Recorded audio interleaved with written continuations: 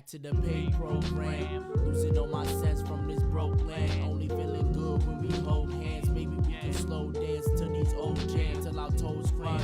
I just wanna eat my pie from old Sam, and we all can. I've been learning from the bottom like the old shit. No light up in my brain, now I'm feeling open. Gotta find my core with a potion. Skin is feeling dry with a lotion. I don't mean to sound rude, I was just hoping. Hope I find a dollar, hope I find a love. Hope I'm just a scholar that's just trying to get above. I ain't living for my buzz, I'm just living for the love. You ain't gotta reach your stars when God is in trust. Keep them with your touch, just in case your pennies got love. I'ma always talk to God even when my time's up. I'ma always talk to God even when my time's up. I'ma always talk to God even when my time's up. I'ma always talk to God when time's up, time's up.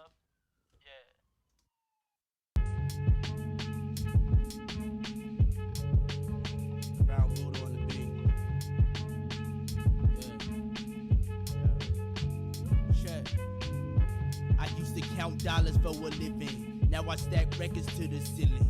Dodging all these villains, never catching feelings. Catch me in the wave, best believe I'm chilling. Yo, my father told me better, so I'm never chasing cheddar, never chasing greed.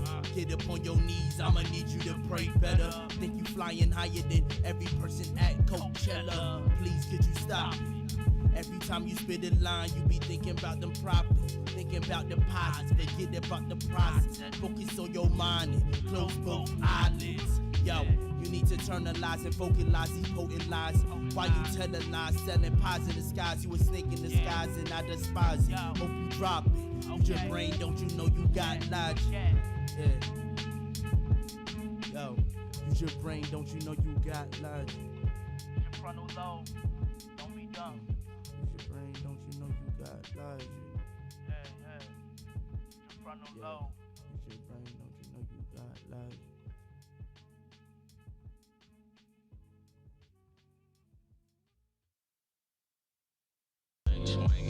Diamond blank, full of pistol swing, gang bang. I'll be tripping, never winning, always sinning. My ascension just beginning, and I'm feeling independent, yeah. And I'm feeling independent, yeah. Found myself in the low space, young black man with a cold case. Feeling no last rat race. High pussy live with a safe face, but I'm day to day till I fade away. Till the pain away, just skate away. Living off 80 weights, can't really smile, got a cane in face. Been sad for a while, so on top of my cane like a toothpaste. Spin these fine like a toothpaste. Don't sleep on the spot, boy, it's too late. Hard to fade away, left hand with the J. I'ma save the day, baby, paid away. I be tripping, never winning, always sinning. My ascension just beginning, and I'm feeling independent, yeah. And I'm feeling independent, yeah.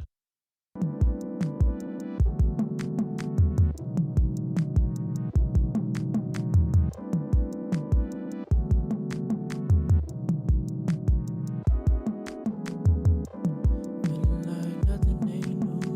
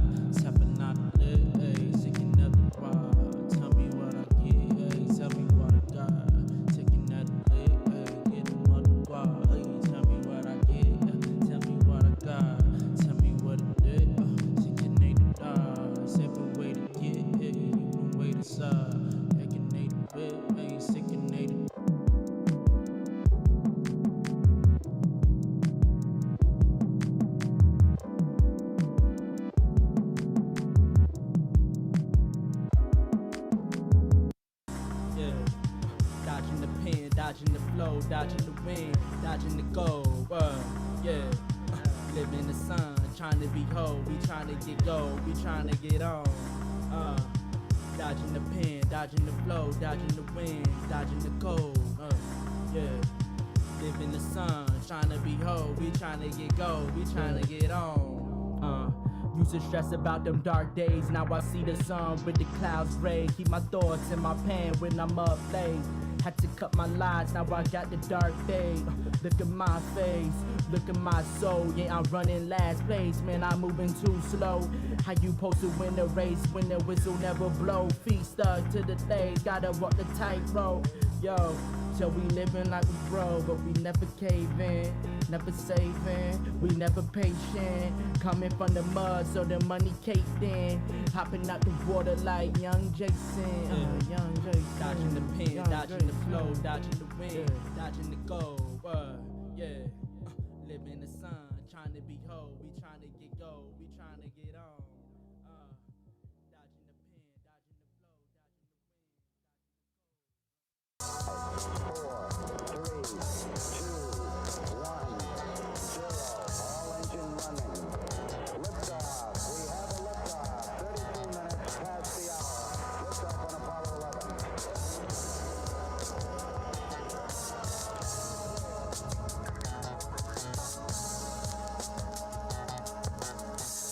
A rat done bit my sister Nell with Whitey on the moon. Her face and arms began to swell and Whitey's on the moon. I can't pay no doctor bills, but Whitey's on the moon. 10 years from now I'll be paying still while Whitey's on the moon. You know, the man just upped my rent last night, cause Whitey's on the moon. No hot water, no toilets, no lights, but Whitey's on the moon.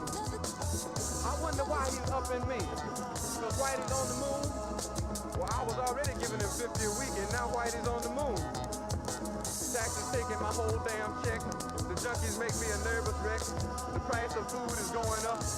And as if all that crap wasn't enough, a rat done bit my sister Nell with Whitey on the moon. Her face and arms began to swell, and Whitey's on the moon. With all that money I made last year for Whitey on the moon, how come I ain't got no money here? Whitey's on the moon. You know, I just about had my bill of Whitey on the moon. I think I'll send these doctor bills, air mail special.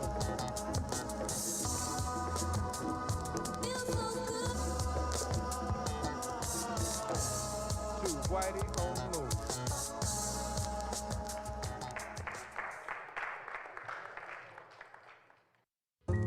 Use a few words just to get it stacked. Packing in my curves just to ship it back. Shipping off the curb, tell me where it's at.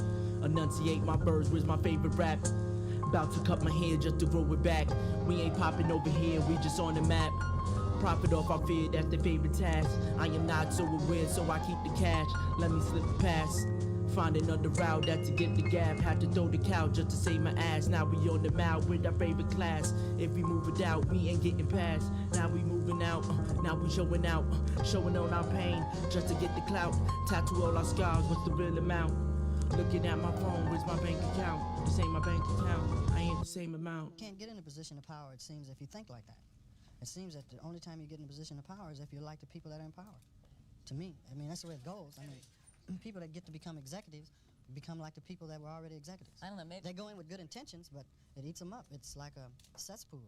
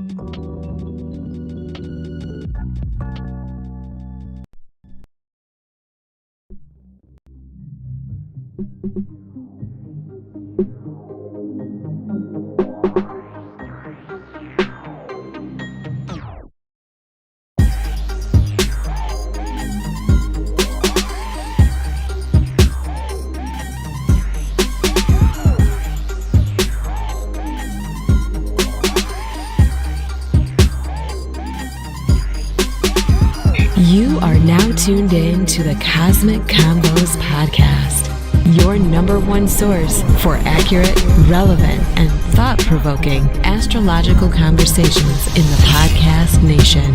The place where stars and minds align.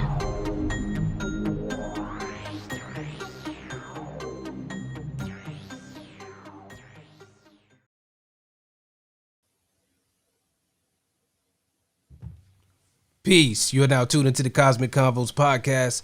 I'm your humble host, Harut, and I got my good brother over here, Brother Ra. How you doing? Brother, taking it a day at a time. Keep my eyes to the side, ears to the street. What about yourself, King? Hey, man, no complaints here, man. No complaints here, man. Just trying to take it to the next level or whatnot, man. Trying to, meet the demands of life, man, and, create some good content or whatnot, man. Indeed. But before we get too far, I want to remind you all to make sure you like and subscribe to this channel and hit that notification bell so you can know when we're live or whatnot. And, want to give a shout out to, our Patreon members out there.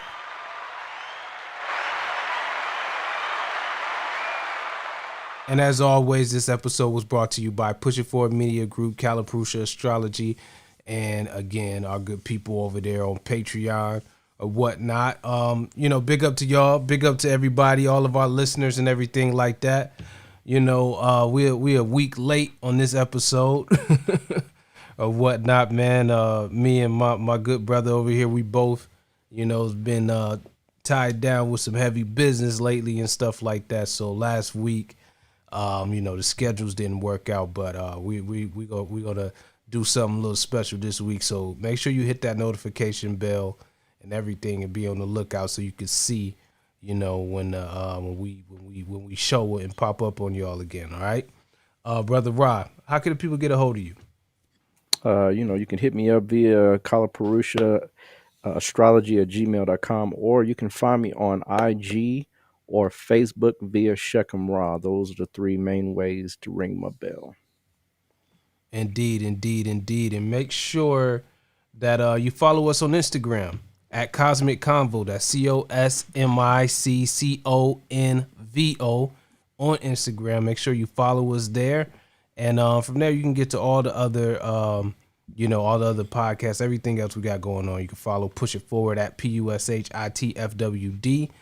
And from there, you can get to everything that we got going on or whatnot. So, like I said, we missed last week, but the last episode we did with Dave Chappelle, it's kind of good to give it another week to breathe and stuff like that.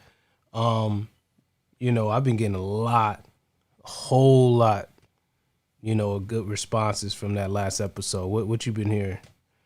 Same thing, man. Same thing. It rocked it rocked the airwaves.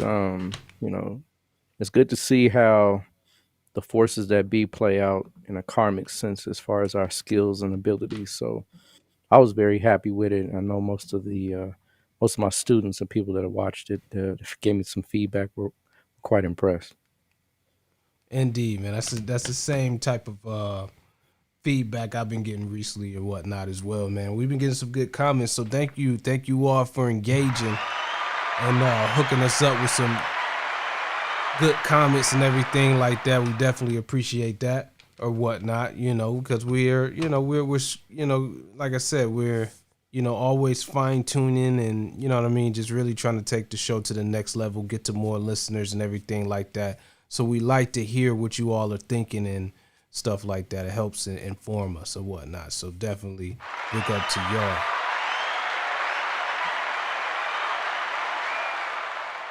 Or whatnot. But I don't want to hold us too much. Rod, you got anything you want to say before we dive into the topic of the day? No, I'm ready to get started. Let's get the show cracking.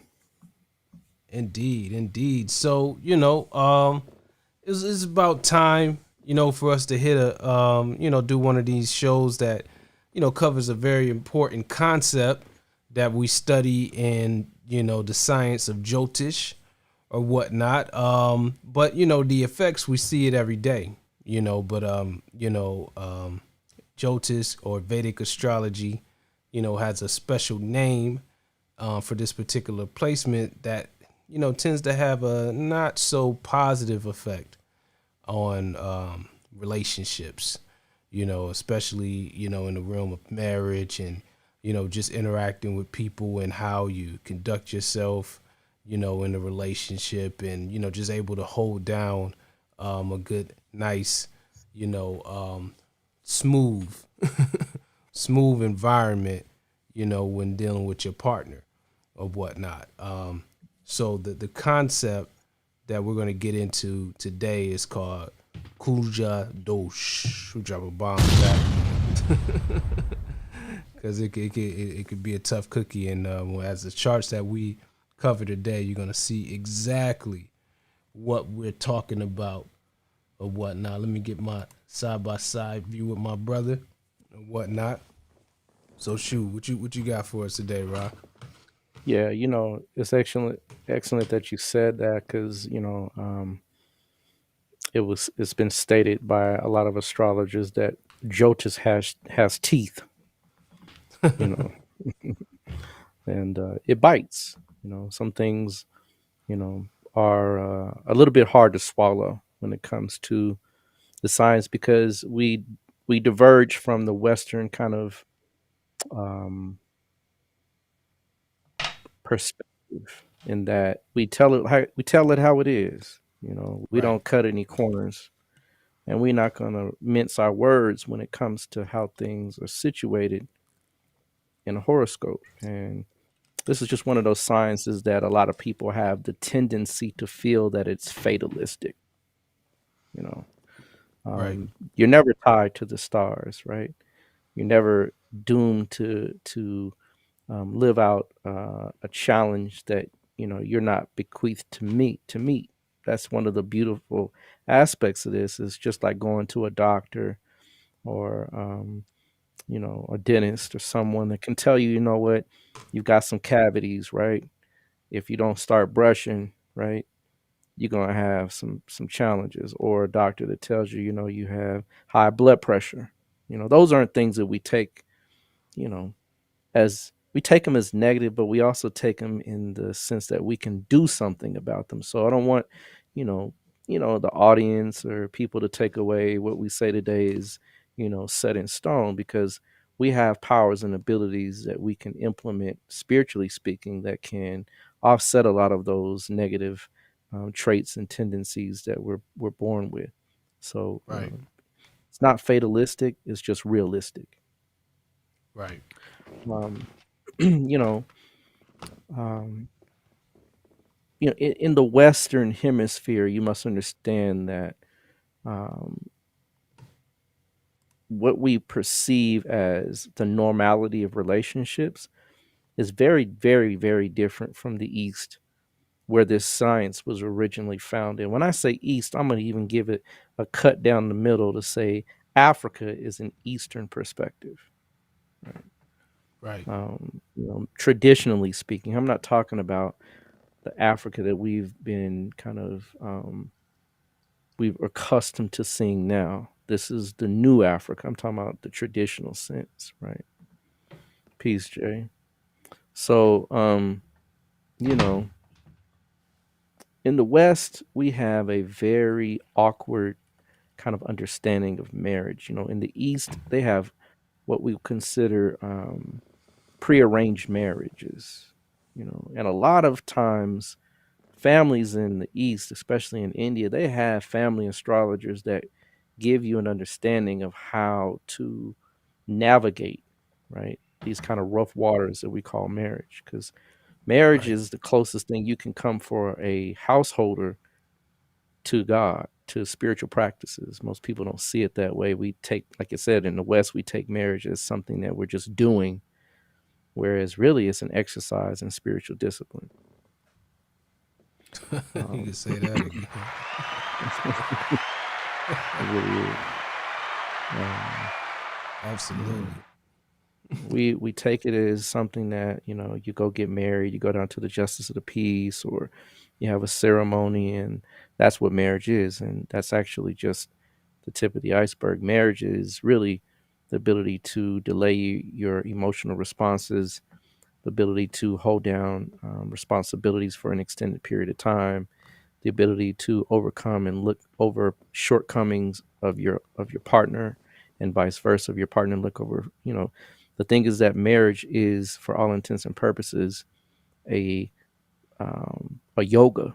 It's a form of yoga.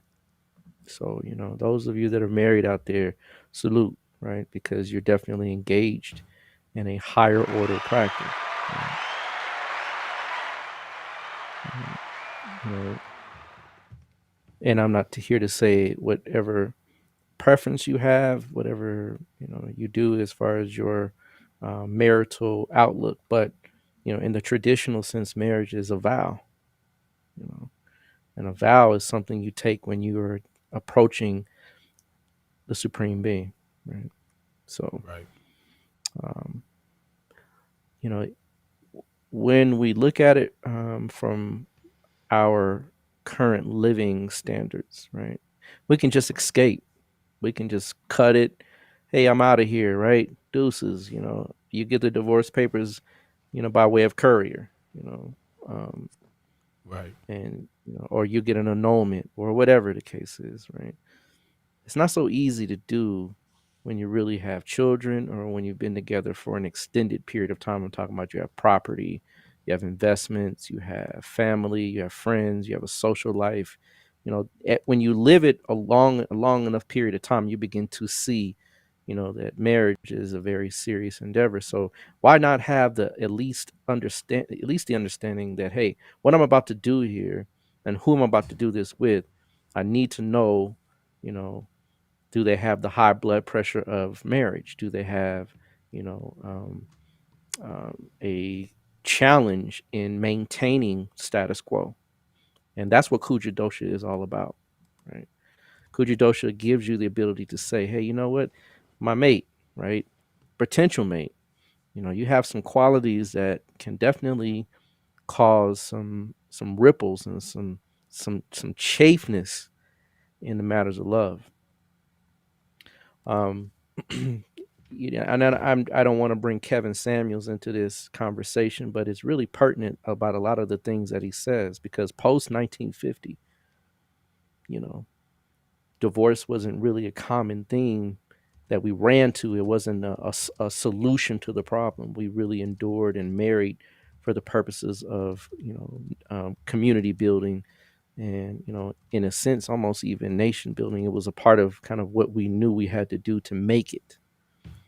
And he talks about that a lot. He talks about being with somebody to make it, being by yourself to have the needs, have your needs met, have your financial and economic sounding board, where it's where it has some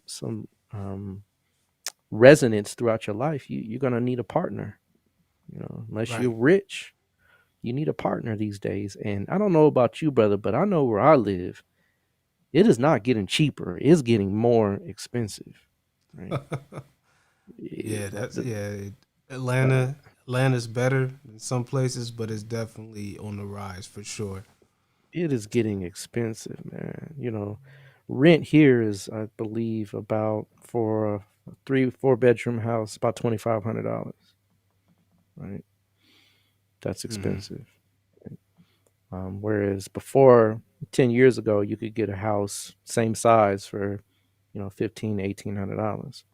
So, it's exponentially growing, and it's continuously growing. The economy itself is not getting any better. So, in that regard, when you And look at wages, marriage, the wages are wages, right? not. They're not matching the No, you know no, not, the the cost of living out here. no, not at all. I Not even talk, close. yeah, because I sometimes I talk to older people like you really can't compare.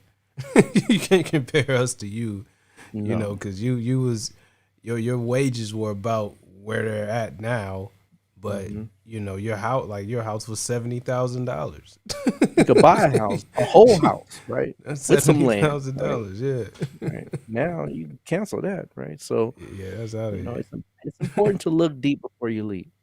And Right. that's why I offer my consultation services. Definitely take advantage, right? Because it does help.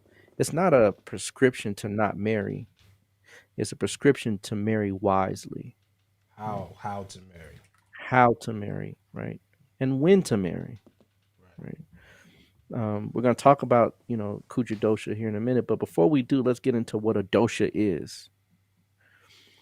So dosha just means it's like an affliction, and dosha is actually used predominantly in the medicine that kind of is attached to or comes out of India called Ayurveda or Ayurveda, which is the science of life. Arya is life, Veda is science, so it's the science of life, right?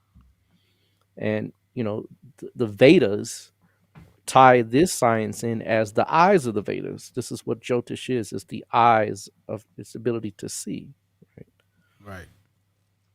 And, in Kemet, we also understand that Tahuti is the one that, cures the vision or corrects the eye of Haru. Right. So very close in kind of proximity because Tahuti does also govern high sciences.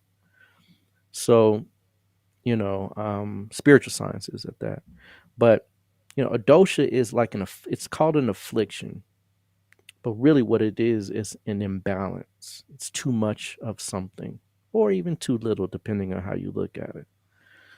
But in Ayurveda, the science of life, which is the medical practice that is directly associated with Jyotish, you have three primary constitutions, if you will, three primary energetic setups: Vata, Pitta, and Kapha, right? And so when either one of these constitutions or kind of humors, if you will, is misaligned, they call it a dosha. So you could have a Vata dosha, which means that you have a high nervous energy.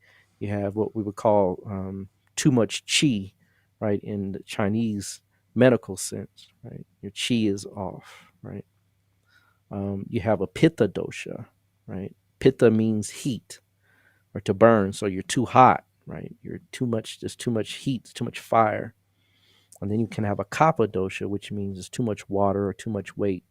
So, those are those are just very, very basic, simplistic kind of ways of saying it. But dosha just really means an imbalance for all intents and purposes. Well, tying it to this science, it also means an imbalance, but they call it an affliction.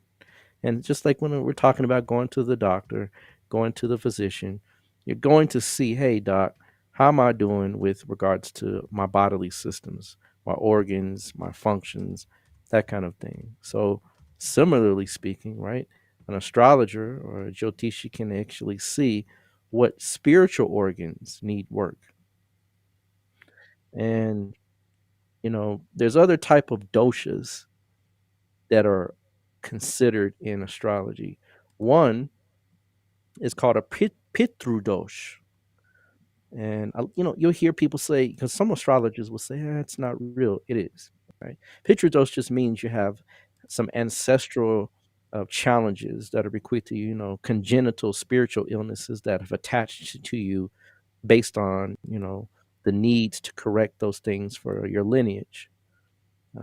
That's what Pitru dosh is. Pitru is your ancestors. You have a Guru dosh.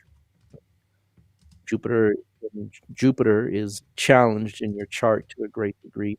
It means at some point, we could say Jupiter is in the sense of the guru dosha, but also it just means that you have a problem listening to wise counsel or following good advice, right? And that can be detrimental in your life. If someone's trying to give you insight or awareness, it could be catastrophic if you don't listen to, let's say, your financial planner or your doctor, who is also a guru to you, or, a marital counselor or your spiritual advisor or even an astrologer, right?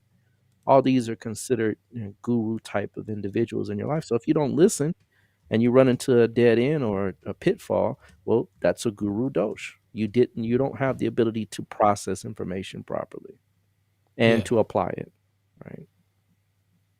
You also have what is called Nadi Dosha. Now, Nadi Dosha is really aligns to the moon in the chart of an individual or two individuals, because that moon can have it's called a nadi inside of the kind of way we look at how those moons are placed, right?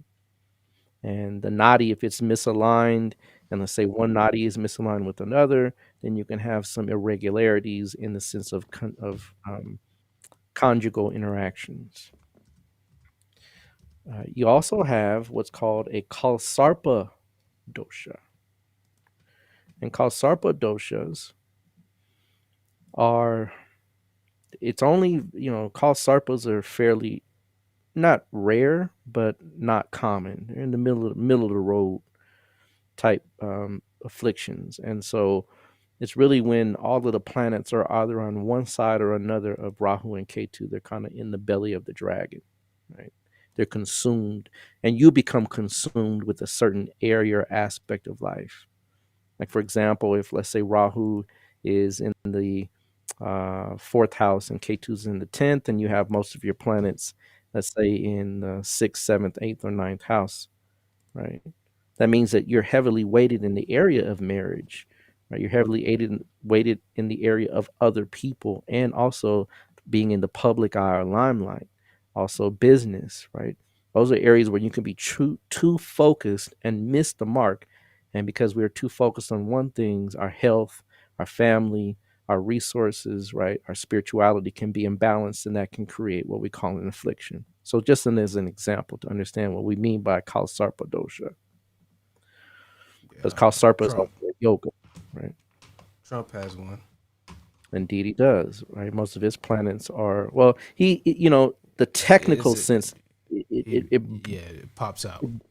Pops out that moon, but if you look at it from the sense of what his functions are and how he's all about himself, right? All the planets are from his Rahu and Ketu are in the fourth and the 10th house, so it's the opposite, right? And you can see, whatever his wife is, Ivanka or what have you, right? Right. She's there as a figurehead, as a puppet, kind of, just to say I got one, but he has some imbalances when it deals with dealing with other people. Right? Taking other people's consideration, taking the advice of taking the advice of his gurus or teachers, right? Because the ninth house is on the opposite side of where that Rahu Ketu axis is. Right.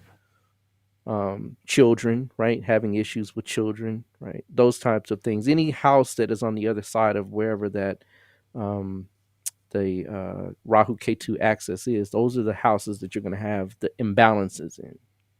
Yeah. In those areas of life, those people that represent those items, those areas. So, there's another one called Kartika Janam Dosha, and this is when your father's lineage, right, there's some issues with that, right? A lot of times you'll find that, and you would think that, I guess black men would have it, right? Because we have many issues with our fathers, quote unquote. But in reality, it just means that your ability to connect with the masculine side of yourself, especially having a father or fatherly role, give you some advice or insight on what to do as a man or even a woman, can be afflicted, right? And the moon, of course, right? Any moon affliction to the moon, you could even consider it being a dosha. It's not technically in the sense of the word, but the moon is a planet that is so sensitive. It is the most sensitive planet in the chart. Any affliction to it at all, in any sense of the word, you're going to have some issues with, the feminine side of yourself, or women, or, your mother as well. So, those are what we would consider as doshas or afflictions in a chart. That's what a dosha is, right? Right. But in this sense, right, the dosha and the word that's tied to it is kuja, right? and I always teach my students and teach people that kind of learn Jyotish from the beginning of it. If you really want to know what Kuja is like, just go watch the movie Cujo, the dog that was ravenous with rabies, right? That will give it a kind of a mnemonic device to be able to remember what Kuja is. The dog was relentless. It never gave up. It was in, remember, it was hot outside, wasn't it? Right? It was in scorching heat, right? That Yeah. the family was trying to survive this ravenous animal, right? Well, Probably Mars can, go ahead. probably destroyed the image of Rottweilers from that Right, point on. right. Because I was one of a client of mine. I was doing some film work at his house, and he had two Rottweilers. And I was like, man, I ain't seen no Rottweilers in a long time, man. Right, And I right. used to breed dogs. I remember when I was a kid, they were pretty popular. Them and Dobermans were real popular dogs, but now they're almost non-existent. Right. Well, now pitties are called popular now. Pits, right? I Well, see Pitts pit. always been popular, but but like the Rottweilers and Pitts were like when I was a kid, they were kind of on the same level as far as Right. like, you know what I mean? Like you it was almost the same. You roll up with a Rottweiler, you get the same type of respect that you would Same have with a Pit. response. Yeah, yeah. Yeah, but Not Rod, you know, anymore. Roddy's they got a smoother Pitts is like, it's on and cracking, right? But for Yeah. sure, those are two that you would definitely associate, with that type of energy as far as Indeed. coming up and having that force behind it. But you know, that's what we kind of tie into. I try to give you an ability to remember what Kuja is, right? Kujo, right? Um, the other name that goes along with this is called Mangala Dosh, right? It's the same principle because the planet has two names. Many of the planets in Jyotish have two names, like the sun has two names, Ravi and Surya, right? The moon has two names, Chandra and Soma, right? Mars has two names, Kuja and Mangala, right? And so you'll hear a lot of times the term Mangalic, right? When they're saying Mangalic, they're saying Kuja Dosha. It's the same thing, right? And it's the planet of war, right? It's a planet of heat. It's a Pitta planet. It's a hot planet.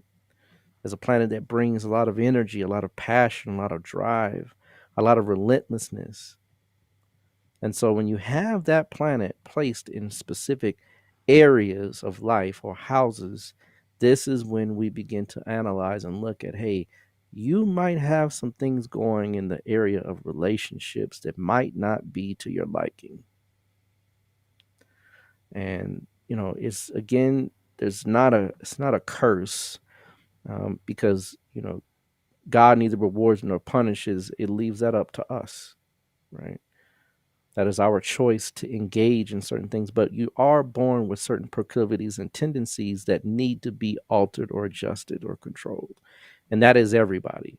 Just because you have a Kuja dosha doesn't mean, everybody has something in their chart that brings challenges and work in the areas of self-development. So this is just one of them.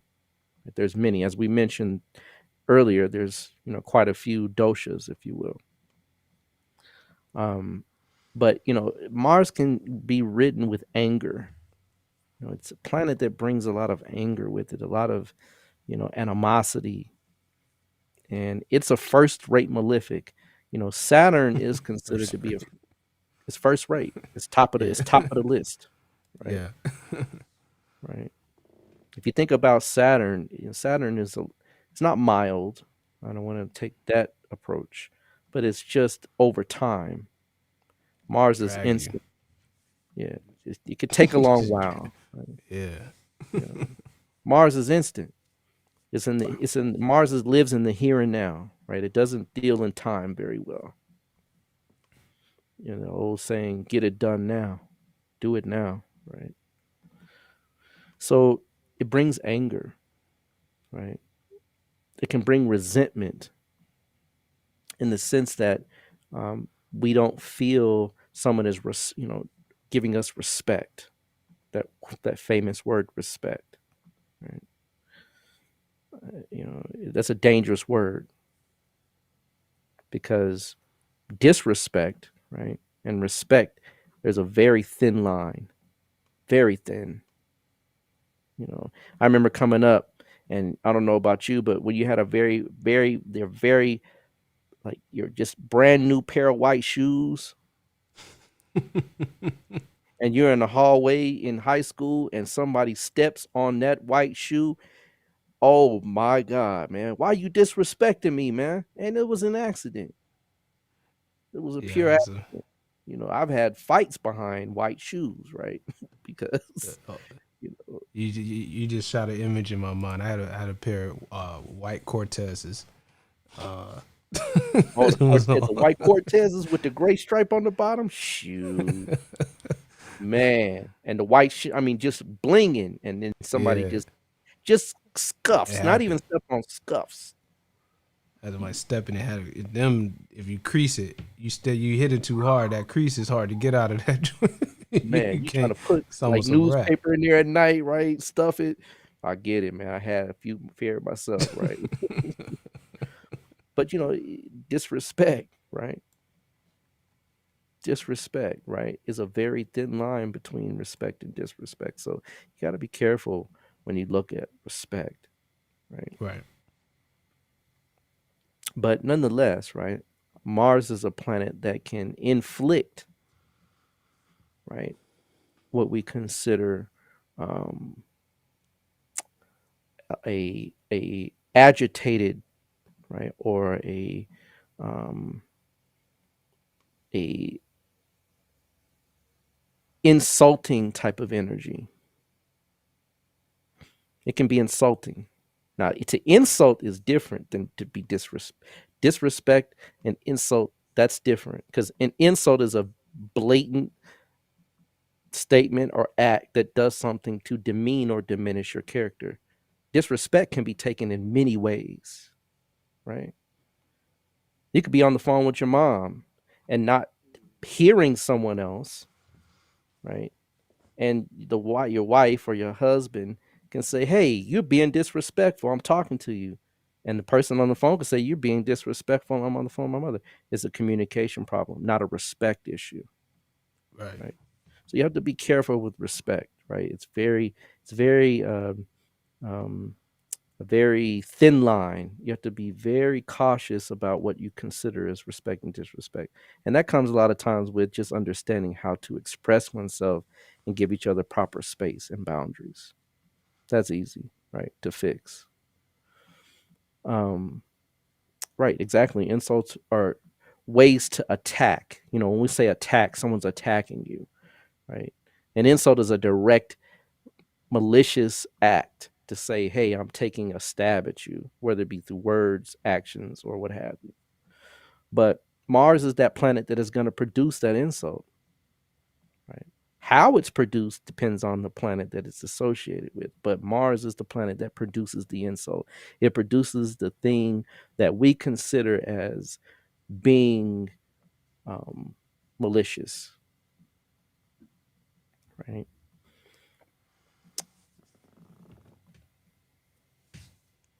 The thing is that when you love someone or you're in love, there's a thin line again between love and hate, as they say, right? You Right. know, if someone says I hate you, they're really saying I love you, right? Or there's something about you that I admire, or something about you that I don't have within myself, or something I might deem as being um, against what I would consider the standard or norm. And that creates, that love type energy is the opposite of hate, in the sense that it can change in an instant. And Kuja doshas can do that. Right? We're going to talk about how in just a minute. But just that's what Kuja Dosha is. I just want to give you some pretext and context around what we're talking about when we say Kuja Dosha. So I don't want you to think that just because you have Mars situated in certain houses or certain placements, that is always going to produce the same outcome. Different houses produce different outcomes, right? It has to be situated in very specific positions, and that these positions are vital, key and primal in marriage, the sanctimony of marriage, and being able to make something work. You know what I mean? Right. These are areas that have to be focused, have a laser-like focus upon to institute that spiritual practice, right, of marriage. If these areas are damaged, even without the Kuja Dosha, you might find that marriage may be a little rough, a little challenging to be able to manage. But Mars there almost for sure gives you the edge or the edginess that kind of makes the other person reel back or pull back or say, you know what, that's not what I intended to have as a mate. The houses are primarily, and these are houses that you have to really be considering. We're going to talk about some other things that can create similar like effects from certain placements, right? It's not just all Mars. I want to make Mars to be the bad guy here, right? But this is something that, deals with this type of energy and these types of placements. So Mars in the first house, right, is a Kuja Dosha. It's Kuja Dosha. And just so you know, before we even get started, what Kuja Doshas produce, right? Number one, it produces sexual problems, right?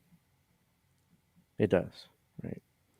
It produces sexual problems, sexual imbalances.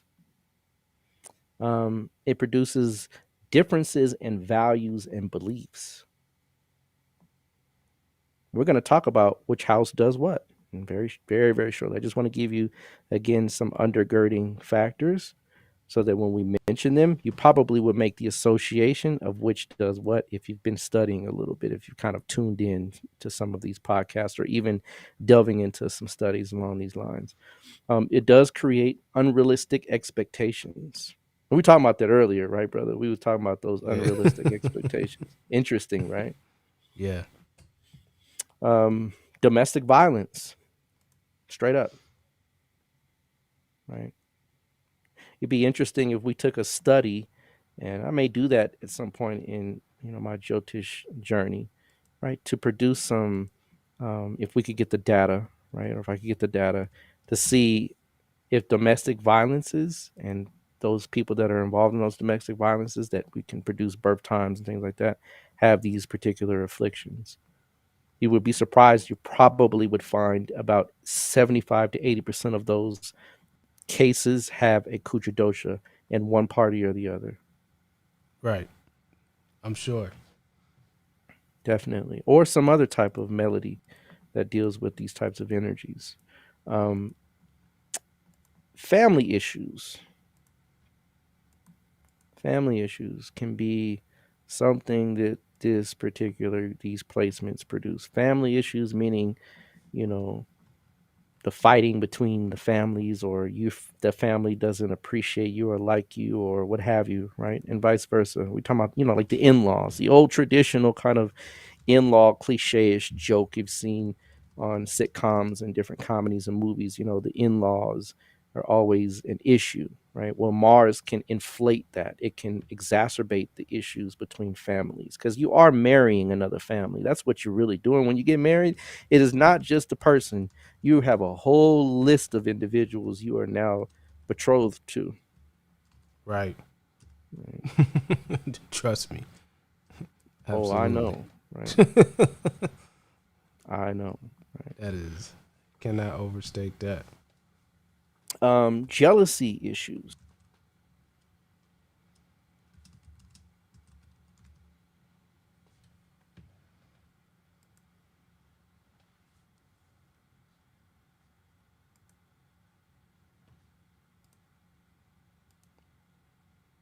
Hold on, I think we lost you for a second, my brother.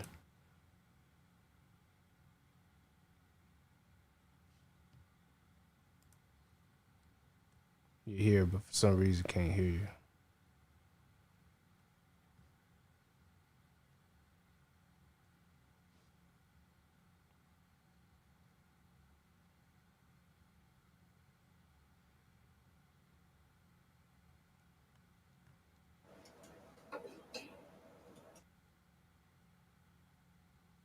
No.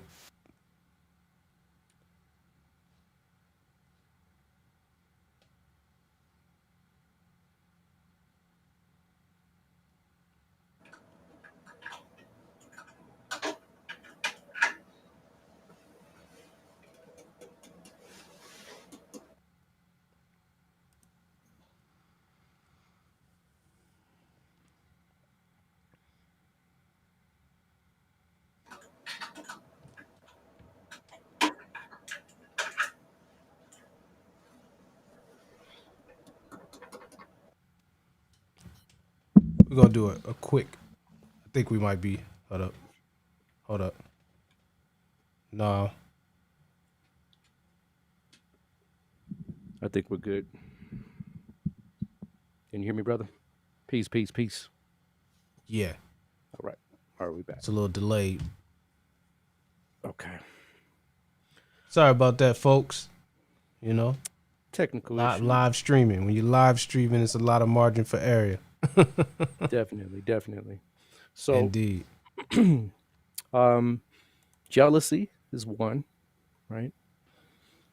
Another is when people outgrow each other. They get, they move on to bigger and better things, as they say, right? Bigger and better things, right? This happens, especially in the West, right? This is something that is primarily what you will see in a Kuja Dosha. Lack of support, not wanting to assist another, right? Just don't care. Just plain don't care. Like, I could care less. Do you, I'm gonna do me. A very individualistic stance in relationships. You know what I mean? Right. Infidelity and creeping, right? Right. Having affairs. These are some of the things that can also, they can be affected by a Kuja Dosha. One other thing is also the inability to relate, right? Inability to communicate, to express oneself to another person. This is also something you will see with a Kuja Dosha. So these are just some of the issues that can be, it can crop up with these types of placements, right? Now, the houses that produce these, right, are, again, they're crucial to the well-being of a marriage. So if you say, even let's say sometimes other planets there can give similar, not even say similar, but challenges along the lines of what we have along the list of things that we've kind of mentioned so far. But one big one is the first house. And this is really one that is interesting because the way Mars does his job is he produces what's called an aspect, right? And an aspect is a glare, a glance, a look. You know how if you got a mama that's that's serious with it, right? And she gives you that look, you're gonna act different. right? You gotta act different if that. She give you know the look, right? That look, looking like at that you, look, yeah. like I'm in trouble. Even if she didn't say a word, right? Just a look. Yeah. That's what these planets can do. Their look, their glance, their glare, their energetic output, right, can cause, right, a reaction. Right. It's like like I like to look at it sometimes like, imagine if, like you used the mom example, your mom, let's say if your mom's in the car with her friend and then she's looking at you at the house, you may act a certain way, but if your mom's in the car with her boss, it's a different, Like or in the other not. room. You bet not, right? You got a list of things that she's saying to you with just a look. Right. Right. The planets have a look too, right? Mm-hmm. Or if you've been in a place and somebody, gives you what they call the evil eye, right? Yeah. Right. Like, what you looking at me like that for? It's just a look. No one said anything. So a Right. glance or a glare, an aspect. When the planet produces this aspect, he's looking at that area in regards to its energetic output. And Mars looks at the fourth house, right, from himself. So wherever he's placed, if you count four, including that house, he's looking at that area with that look, right? The seventh house, meaning directly across from himself, Mm-hmm. and the eighth house from where he's placed. So counting the place where he is, 8 places away, he's looking at that area very intensely, right? Well, the first house is one of those houses that is primal because the first house is you. It's the embodiment of your personality, your proclivities, your tendencies, right? Your innate actions, right? Your responses to things. So if you respond in a martial like way, the first look that Mars produces is to the fourth house of the heart, right? How you feel, how you emote. So if Mars is in the first, you automatically have this disposition to feel that martial energy, to feel the heat that Mars produces. So your heart can be agitated, right? It can be inflamed, right? Inflammation is one of the things that Mars can produce in the physical aspect, but also in the mental aspect as well. Inflammation. So if your heart is it swells things up. You can be swollen, right, in the sense of your emotional disposition. Also, your physical disposition as well, because again, 1 and 4 are being activated. And as I stated, the seventh house away from Mars is being aspected. So now this house is being inflated or inflamed, rather, excuse me. Right. So the mate is feeling the heat from you. She's like, oh my, or he's like, oh my God, right? This person is Cujo, right? Ravenous, intense, right? Passionate, overbearing, right? Right. And the eighth house, which is the in laws, as we talked about earlier, right? The in-laws, right? The in-laws. The family's like, you married that person. He's rude. He's obnoxious. He doesn't take into consideration, or he's not considerate of things, or she, right? That's what a first house Kuja Dosha can produce. Now, again, these are things that can be modulated, and we're going to talk about how the modulations can come out in a little bit. But let's just go through the houses so we can get these out of the way, right? Indeed. Right. The second house is One also a sec. place. Go ahead. Refresh the Zen. Okay, gotcha. Indeed.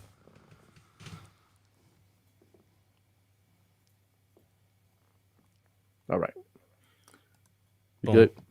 Boom. All right. So the second house, right? The second house can be an area, or is an area, where Mars is producing a Kuja Dosha. And, of course, why would we say second house? Second house is this thing here, right? Your mouth,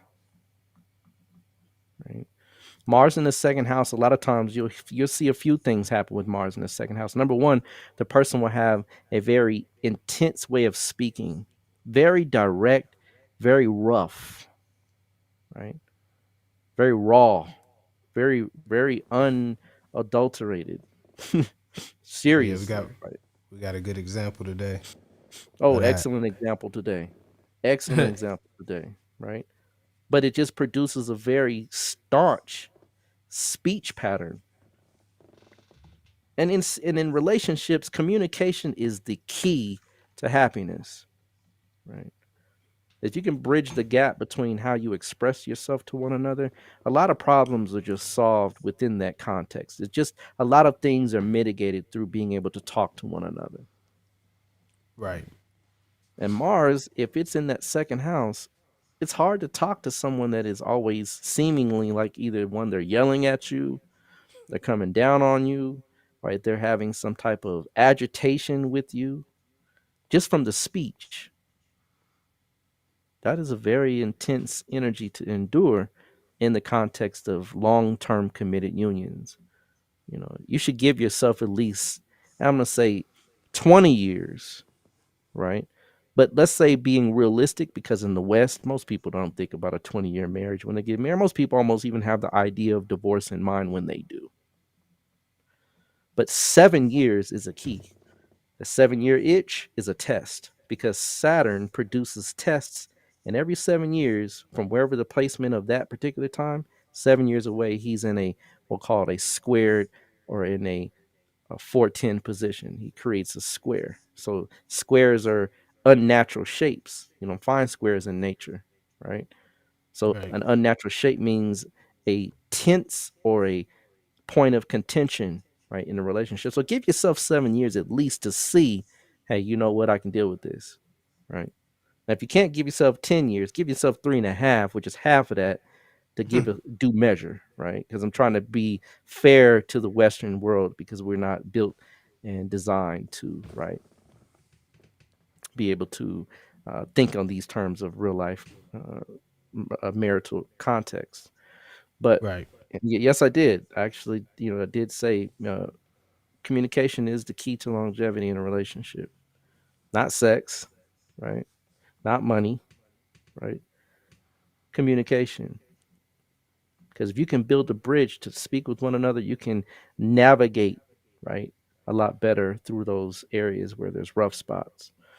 Now, the second house is also how we're brought up, how we're raised. So Mars in the second house, a lot of times a person will be raised in a very intense environment. And that intensity registers inside of their, subconscious. So when they come up, when they're older, right, they kind of bring that out. Just not consciously, but almost subconsciously. The second house produces, right, that aspect from the second, two, three, four, fifth house. The fifth house is the house of what we call courting, dating, the romance, right? Keeping the flame lit, as they say. And if you're intense in that area, you can burn out very easily in the sense of romance. You can have an overcompensating energy where now, because you don't have the same type of livelihood you had within the first quote unquote year in the honeymoon stage, right now it's boring. Now it's time to move on to the next page. Now it's time to say, you know what, I'm done with this. Mars also produces an eighth aspect to the eighth house, again, also the in laws, right? See how these in-laws come into fold many times within the context of marriage. It is a very big piece. To marry someone, you're marrying their family. If the Right. family feels that you're aggressive, quote unquote disrespectful, right? But really insulting is what we're trying to say. You insulted me. Not you don't respect me, but you insulted me, right? Mars in the second house can say some words that might be insulting, right? It happens. Right? Remember, the eighth house is the second to the seventh, which is the in laws. So the support system to your mate is feeling the impact because that person feels the impact, Right. right? And the ninth house, which is the ability to follow wise counsel, right? The ability to hear, right? Someone that is telling you something from a higher or more experienced perspective. And so that Mars is like, it cuts it off. I got my own values. I was raised up in a certain way. I have my own perceptions. I have my own beliefs. Right. When we talked about a differences in beliefs, right? Communication problems. We listed those, right? Right. The next house that is producing this particular arrangement is the fourth house. The fourth house, art, the home life. So you many times will see people with Mars in the fourth house. They may have had a home life, an upbringing or a mother, right? That was extremely penetrating and controlling. Right. The mother may have always been on their backs. And so that mother riding them, making them feel like I never really have my own mind, I have my own autonomy, that I can do some of the things I want to do, creates this subconscious or back end feeling of animosity. Right. They're content with arguing a lot in the home. Right. That's a lot of what you'll see Mars in the fourth house. Many times they will be able to say, you know what, I'm up for a good debate. Let's rumble. Right. Right. The whole house has to sit like parting the Red Sea, people take sides. Right. Mm-hmm. Well, mama said what daddy said, right? Right. Right. It is interesting that marriage has the word mar in it, right? Mars in the fourth house produces an instant aspect to the seventh house, 4 houses away, 4, 5, 6, 7, right? Again, the seventh house. Now the mate is feeling the emotional intensity from that partner, right? They're feeling the heat in the home life. They're saying, hey, right, I married a general. Right? Salute, right? Right. And if you don't have enough heat to deal with it, then you are overrun, overwhelmed. You feel beat up. You come in the house and it's like walking on pins and needles, right?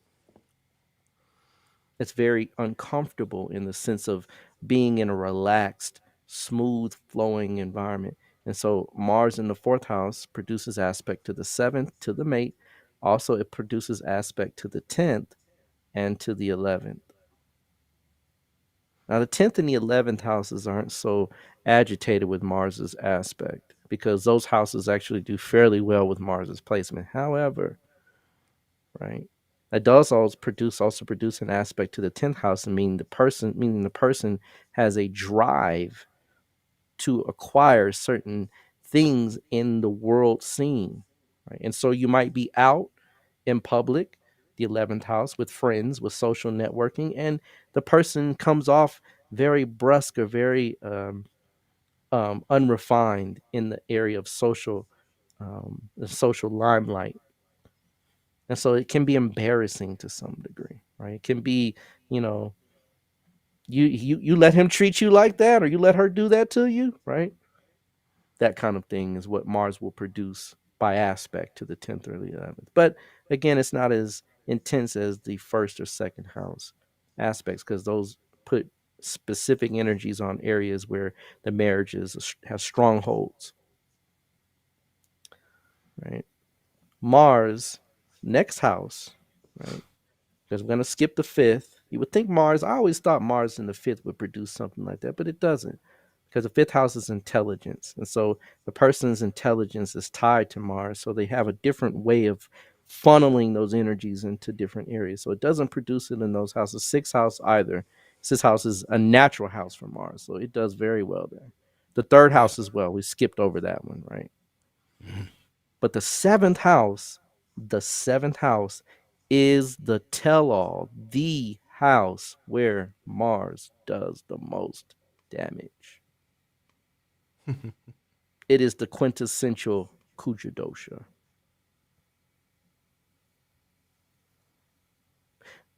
Because, right, now the partner themselves is bringing you, if the partner has Mars in the seventh, all of the heat and passion that Mars produces. It now has the energy to cause cutting or domestic violence.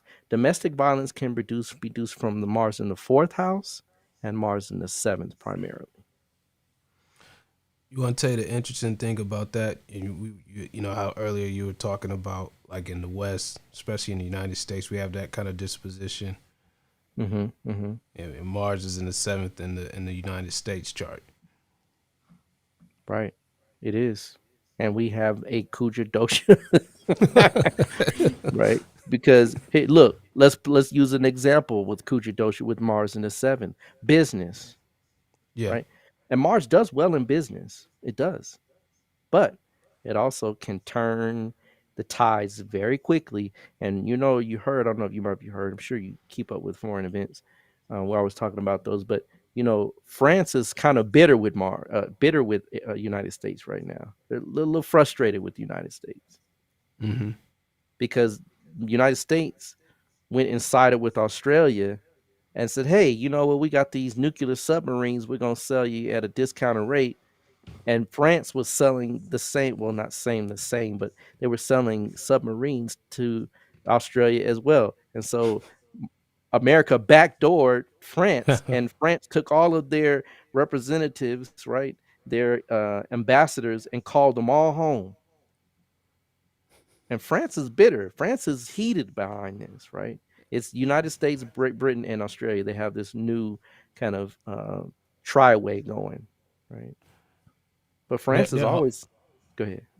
No, I was saying that France and the United States have been having some issues for a while, because I remember back during, I think maybe around September 11th, there was some issues with France, backing or agreeing to join the United States in war, and they even went as far as like, we're going to stop calling them French fries, we're going to call them freedom fries now.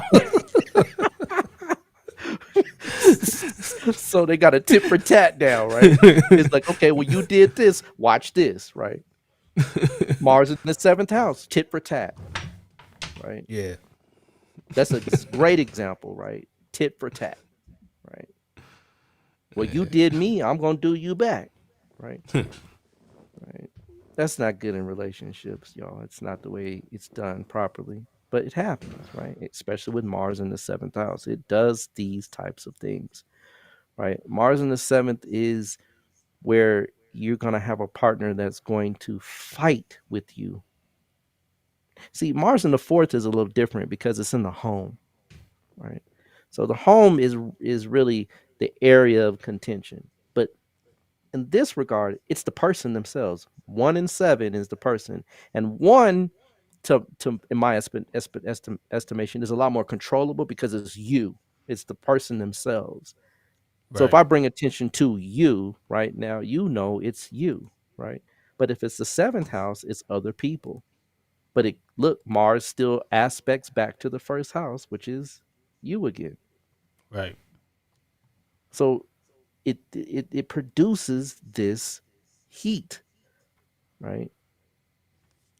It produces this heat, right? I know someone very close to me has Mars in the seventh and has been married 5 times. Working on number 6. I'm talking married, like literally married. Yeah. Ring and all, right? Ring and all. Ceremony and all. I've seen 5 ceremonies. That's crazy. That's hard body. Mars is hard body, baby. You better believe it. Right? It's getting a workout in the area of conjugal interactions, right? Right. Got muscles, right? To say, look, I conquered 5 people and I'm working on 6. Dominating. I mean, do 7 for good measure. Hey, might as well. I think they're too old now, right? It's like at the end all be all, right? They might just like, hey, you know what? Let's just call it a day, right? We riding this one out. Right. So Mars in the 7th house, I've seen this person hit people with frying pans. Yeah. That's old school. Oh, it was old school, and the knot swelled up just like on the cartoons, right? Right. I hope they wasn't no iron skillets, man. It was our cast iron. Oh, cast man. iron. Cast iron. That's hard Right. body.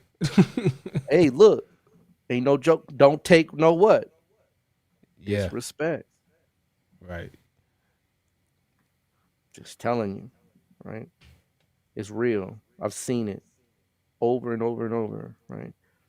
So Mars in the seventh house is one you have to really be careful with.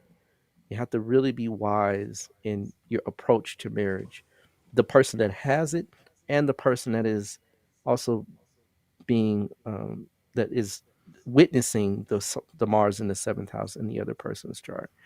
It just has to be very cautiously approached, right? Because you have to understand that this person at some point can go there. Right? It may not be for years.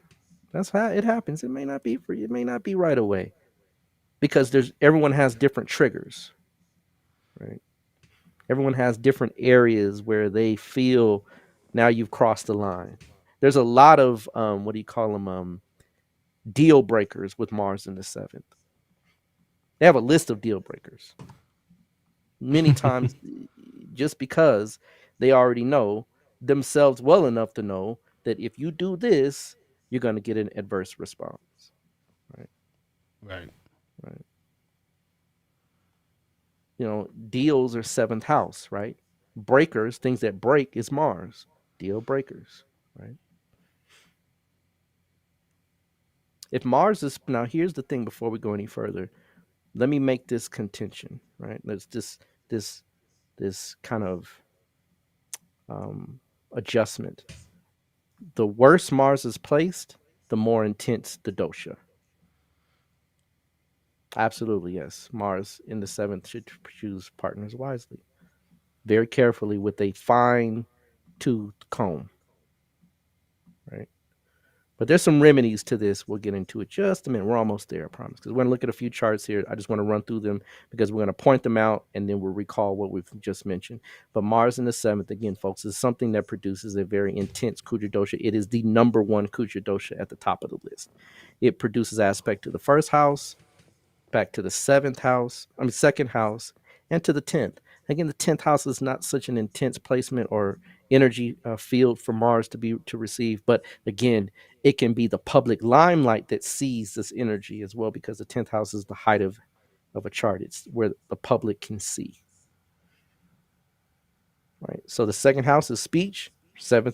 Mars in the seventh will produce a hot, agitated speech pattern, or just one that's very direct, that doesn't cut or mince its words. Mars in the eighth house. Mars in the eighth house, a lot of times, is sexual problems. This is where the sexual problems can come in. Right. Straight up. The intensity that Mars produces in the eighth house is going to give the drive and need to penetrate. Scorpio. Yes. The need to acquiesce high levels of intense sexual activities. You would think the seventh house, but not really. Seventh house is the house of compromise. So they don't compromise in the seventh house. It's all gray. I mean, there's no gray. It's black and white. It's either the highway or my way to highway, right? But in the eighth house is intensity of the sexual appetite. The appetites are very much increased. Remember, the second house is appetites in the sense of, right, your literal physical appetites, what you eat. But the eighth house is appetites of the nature of other people, sex. Right. So it produces intense appetites, almost unquenchable, really. You know, you wonder why certain people just can't stop. That's why.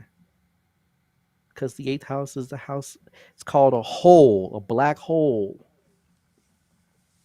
Right? And that hole can never be filled. It can never be filled. It can never be emptied. Or it always stays empty. It always stays bottomless in the sense of sexual appetites. Now, again, you have to qualify these placements. There's measures to this, right? But remember, Mars in the eighth looks right back to the second. Again, the speech. And Mars in the eighth can produce very hot, intense fights with the in-laws. The in-laws just automatically don't like you or that person. Again, the more conditionally these things are placed in the situation of signs, the more intense the dosha will be. You can have some milder doshas and you have some very intense ones. There's a range here. Right. Right. The Mars also produces aspect to the third house from the eighth, because if you count eight away, 8, 9, 10, 11, 12, 1, 2, 3, right? The third house is the house of action, courage, right? And also communication as well. So now the second house and third house are aspected by Mars from the eighth. So it also creates that disposition where the communication is just going to be off the charts in the sense of, right, heat or hot words. The last placement that produces these things, and this is where infidelity comes in. Remember, we talked about infidelity, right? Mars in the eighth house can produce infidelity too because of the appetite.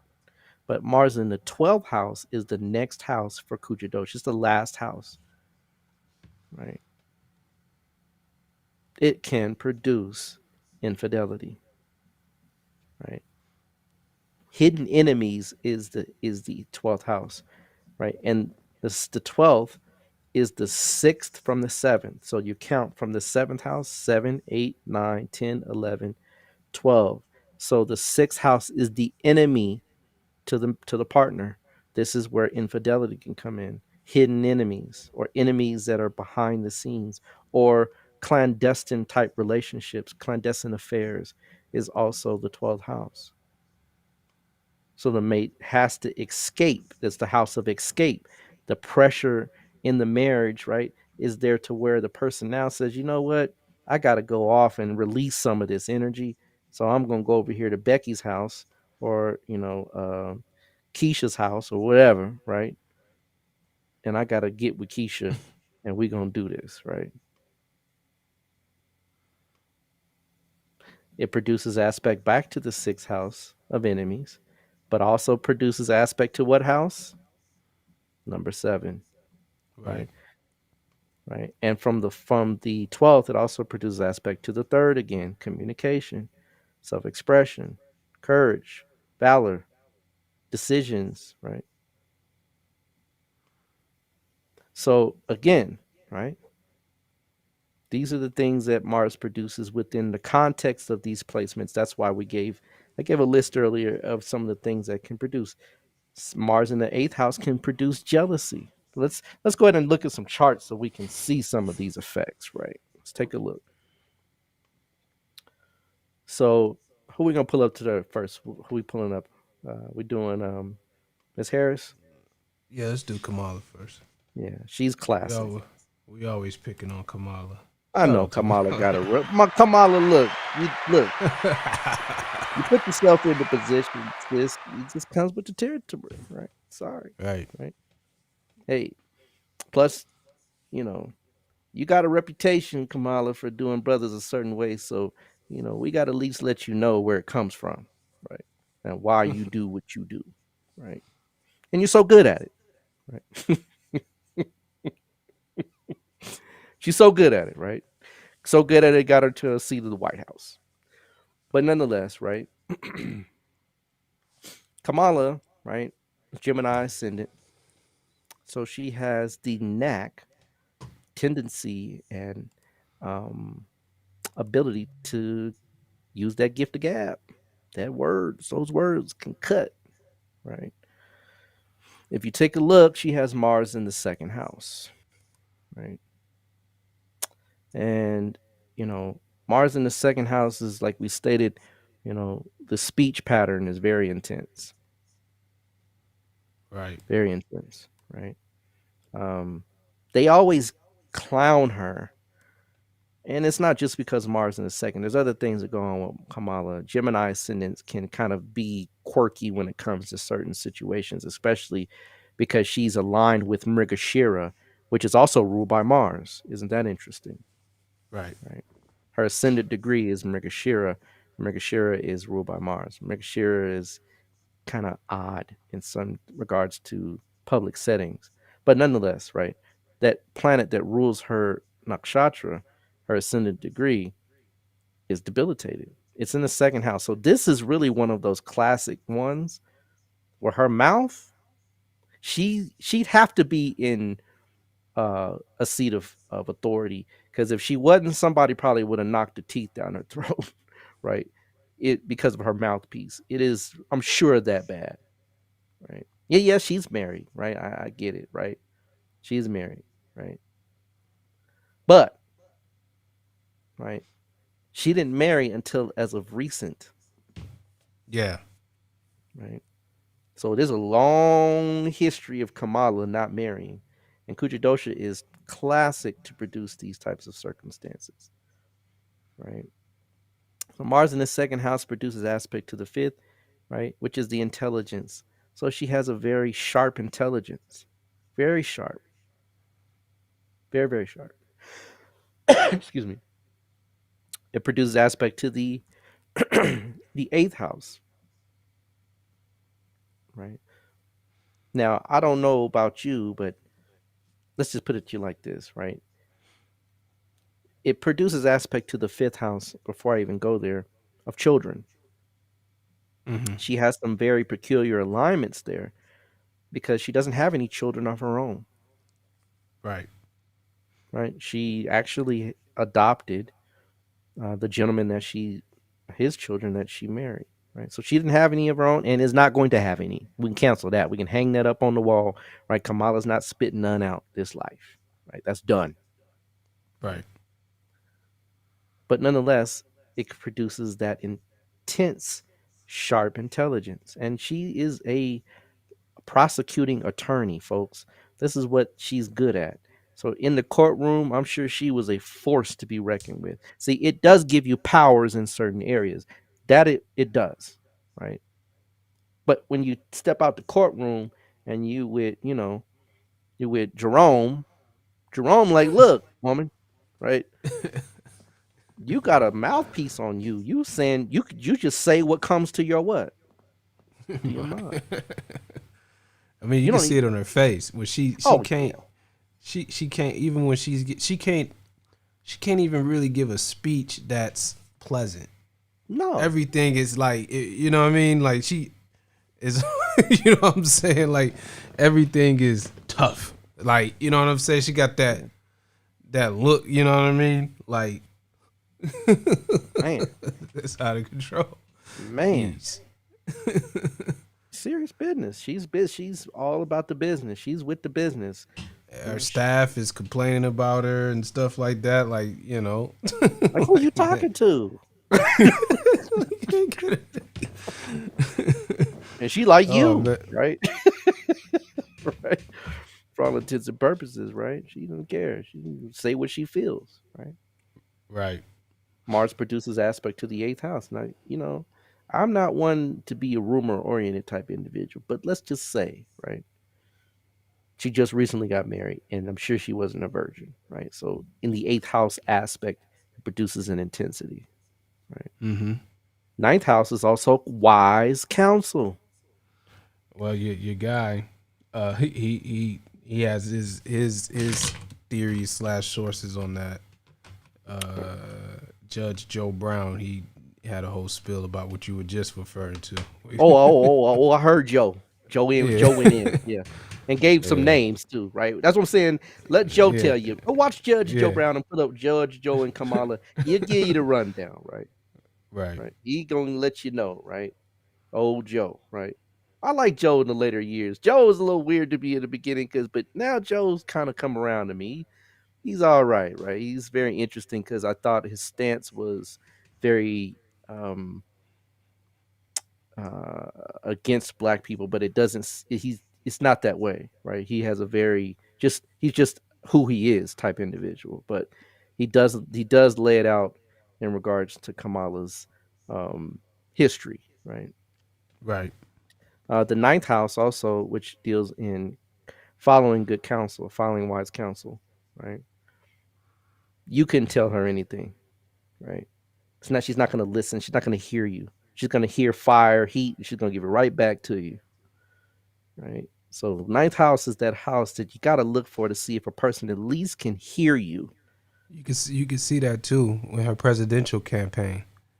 I mean, for somebody who had the pet, like, you know what I mean, like the support, you know what I mean, just like that she had, her campaign just went way off the rails. I mean, she it sunk fast. Right. Because, you got a board of cabinet, right, of Hmm. individuals that are telling you, hey, Kamala, don't say that, right? Hey, Kamala, maybe you should say it in a different way. And Kamala, like, do you know who I am? Right? I'm the prosecuting attorney, the attorney general, mind you, of California. Uh-huh. She's the one that instituted a lot of the laws for truancy, Yeah, they weren't feeling that.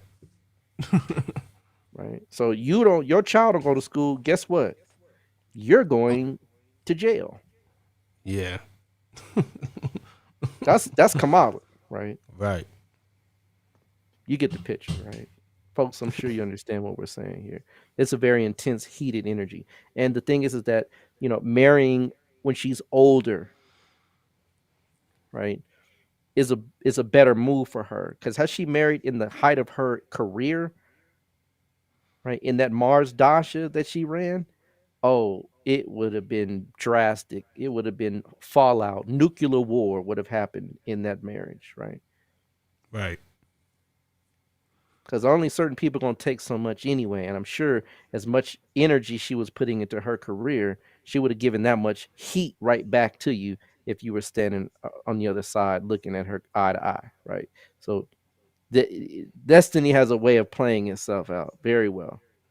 But Right. nonetheless, folks, this is Kuja Dosha, and Mars is debilitated, which is classically negatively charged in this regard. So it's kind of the worst of worst scenarios, right? In the Kuja Right. Dosha sense, right? So, right, to you, Kamala, right? We understand, right? We do. We got you, right? um, who we gonna look at next? Who we gonna run through next? Let's look at Bill. Oh, Bill. Ooh, Billy. William. Willie. Oh, Willie. Yeah, Willie definitely got a Kuja Dosha going on, right? Right. Uh, let's see. I see his chart up yet. Okay, yeah, we're good. So William, right, has a Kuja Dosha of the eighth house type, right? And we're not going to go through each Kuja Dosha, right? Because we just want to kind of give you some ideas, and I'm gonna give you some things that you can do to remedy some of these things, right? And some of the things that could even offset it in a chart that might even reverse or cancel to a great degree some of these placements. But nonetheless, right? William, right? Remember I said Mars in the eighth house produces what, my good brother? Sexual problems. Look, I'm not saying all those women are right. I'm not saying that. I'm not. But I Yeah. darn for sure am saying not all of them are wrong. Right. Now, I mean, well, no one never debate. I don't think he never debated that the specifics of what was done was done. The debate is whether it was consensual or not. right. Right. Exactly. The eighth house is a house of rape, folks. The house of rape. Not to say he raped anybody, right? But all I'm saying is that he definitely has an appetite, Mm-hmm. right? And Camille, hats off to you, sis, right? Because she stayed down by law, right? She's the classic good wife type scenario. Not because she turned a blind eye, but throughout it all, you never saw her on TV throwing smut. You never saw her out there in the public giving her own personal opinions. You never saw her turn her back on a man that stood for what he stood for. And to get, and let's say this, everybody comes with something. Right. That's one thing you learn in marriage. Whomever you're with, I don't care if they have a Kuja Dosha, Kalsarpa Dosha, no Dosha, they come with something. And over time, that something can become an irritant. It becomes challenging to navigate. That's why it's a spiritual exercise. Right. Yeah, because you just can't. You got a problem coworker. You leave work. Right. but you can't really escape this person. Yeah. Yeah. You got a problem with your boss? You ask for a new supervisor or you quit, right? Right. Even problems with your siblings, right? You don't have to live together at some point. Right. But with a mate, you're tied, right? The soul ties become stronger. The more you have children, the longer you stay, right? The more problems you're enduring face, these soul ties become almost, real. That's why it's so real that one of the highest, and I can't remember the name of the list. You might be able to remember it, brother, because I know you know about it in priesthood. I'm sure they might have trained you, but there's a list of things that create illnesses, right? And the top of the list is the death of a spouse or divorce, right? I can't remember the list. Talking about the list of things that create like loss of job, um, um, loss of family, that kind of thing. There's a list. Well, at the top of the list, folks, is loss or death of a spouse, either divorce or loss of a spouse. That's why some people really get sicker when they go through, right, that separation process. Or when the spouse dies, they die.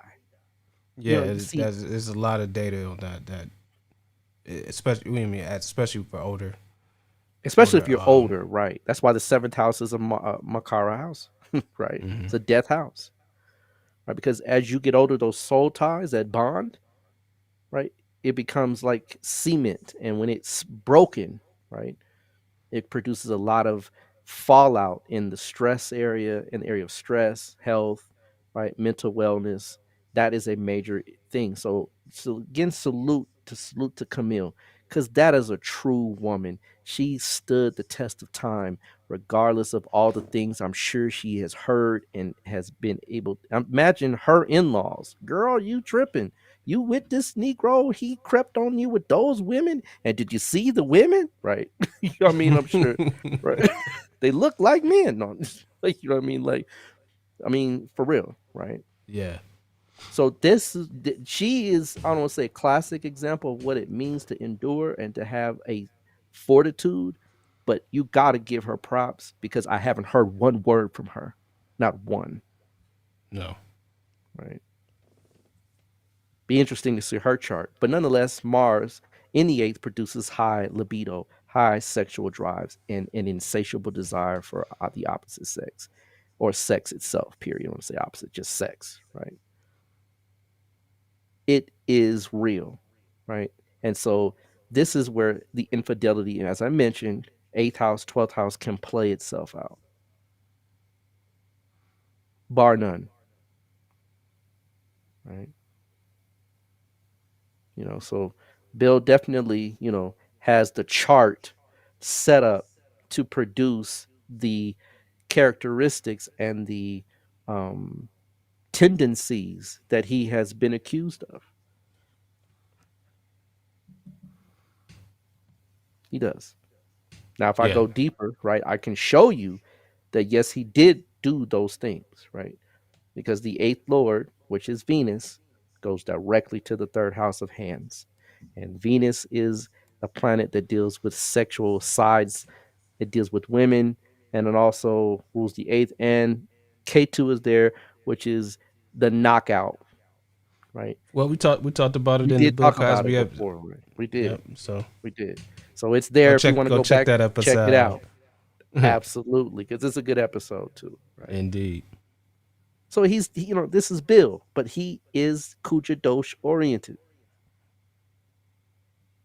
So we got a female that has a mouthpiece, the words of a lion, right? Words of a dragon, right? She can curse you. I'm sure she can curse you without cursing you, right? And Bill, right? Right. Just make sure you don't eat the Jello, right? When you're there, because you might, right? You might be a little woozy after, right? He's gonna feed that need. At this age, I'm sure quite different approach from Bill, right? But 20 years ago, yeah, right, Kuja Dosh. Let's look at Serena. Let's pull her up. Good old Serena Williams. Yeah. Serena, right? Yeah. She has a very classic Kuja Dosha as well. And not only that, right? The other two we mentioned weren't as affected in the sense of them of their personality, but Serena, you know, and I know, right? That man knows, you know, my friend, right? That household is no joke. To be in there with Serena, she is a victor. She is a conqueror, right? You know, when you're on the field, just think about it. Spiritual discipline allows you to turn certain things off. Look at him. Look at him. Just look at him. Just look at him. He got the deer in headlight look, doesn't he? Look like he's saying yes, ma'am. That's what his eyes says. His eyes is saying yes, ma'am. Yes, ma'am. No, ma'am. Dinner. How would you like it? Right. Look I at wasn't that looking man. at her. Just look at him for just get a good look. You see her? Look at her face and look at his face. Right? Like she pinching him behind his back, like He she, just like she pinching him. I got Serena. That's all I know, right? And she like, She like, yeah, you know what it is. You bet not, right? You bet I not. promise I didn't look at her. I promise I didn't. Look. Look. I'm telling you, right? Look at her face and look at his, right? He getting whooped on, right? Right, bob and weave, man, bob and weave. I know she look. She got a forearm that tennis, and a backhand. Yo, don't even. She need to register them hands, man. Man, look, don't let her take your eyelashes off. It's over, right? Yeah, buddy. Yeah. So you just see by certain expressions, right? What we're talking about here. Mars in the fourth house. Yeah. As the ascendant lord. It never I know you're gonna go there, but it never dawned on me that she also has the Kalsarpa.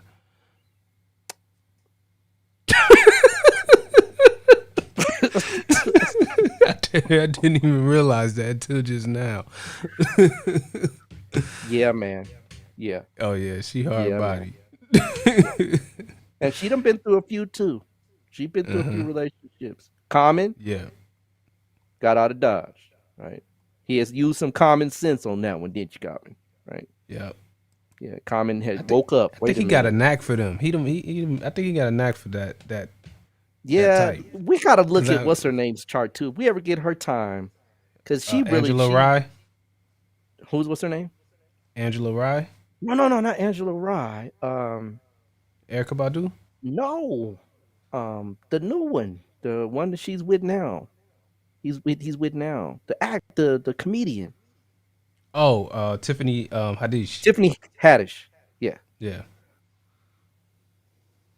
Man, I think Common got. Yeah, we gotta look at we look at Common one day. But when you know what I'm saying? Because he got some.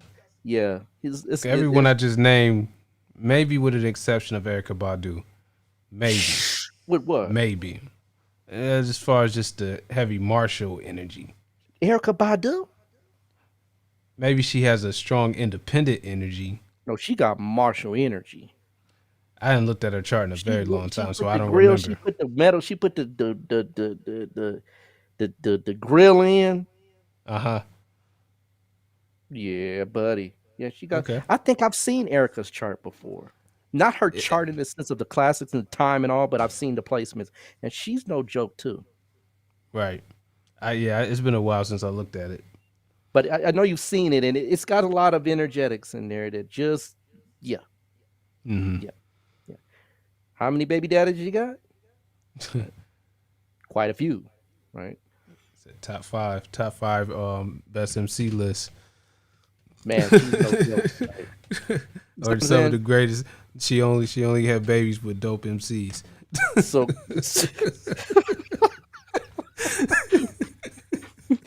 Common. You gotta flow. You gotta be nice. Common did rap. a real good Tai Chi on her. He was like, yeah, no, I'm gonna let that go right on by, right? Yeah. Wow. And that white man is caught. The pro white man. He just look at him. He's just sitting there. He's happy, right? But is he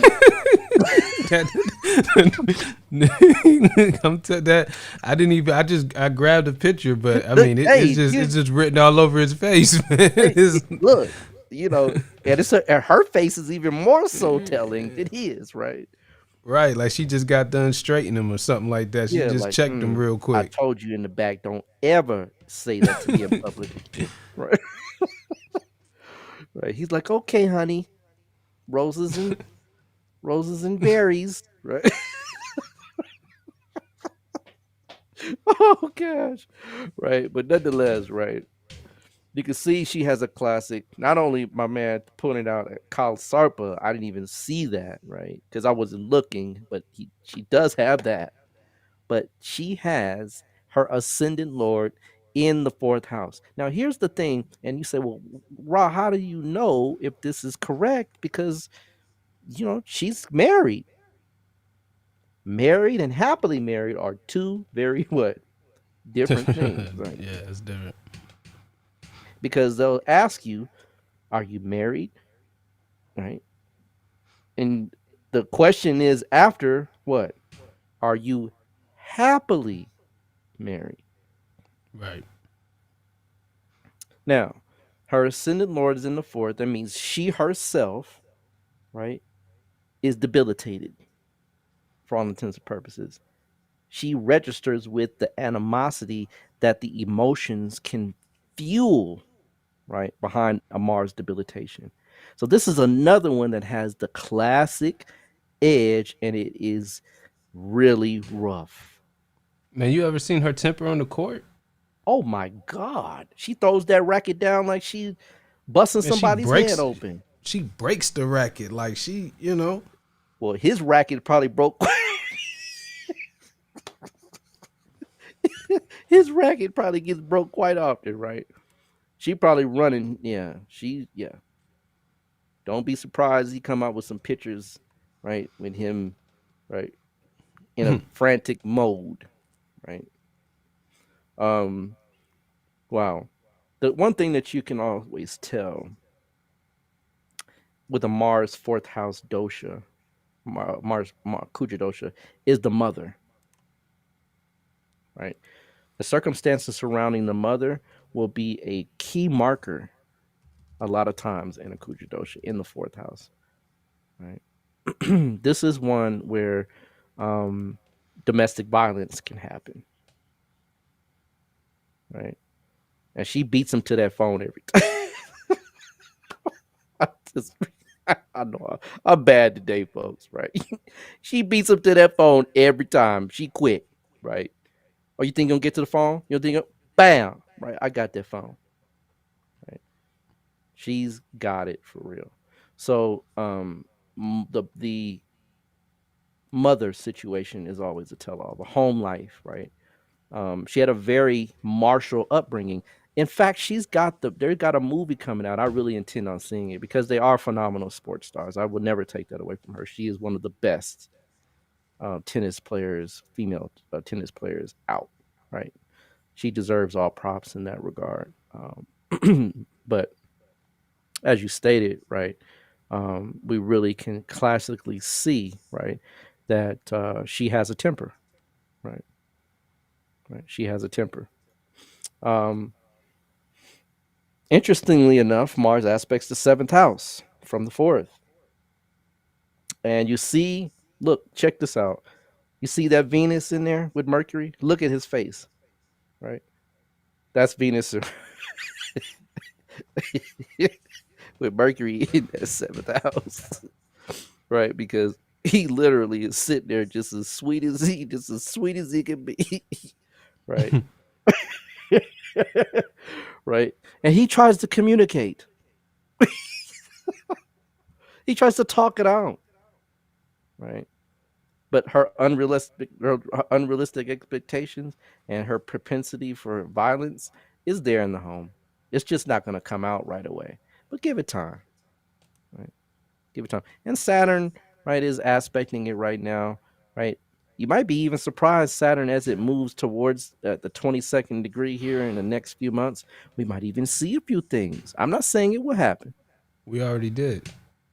It's in the news. What happened? According to which report, there's some rockiness there.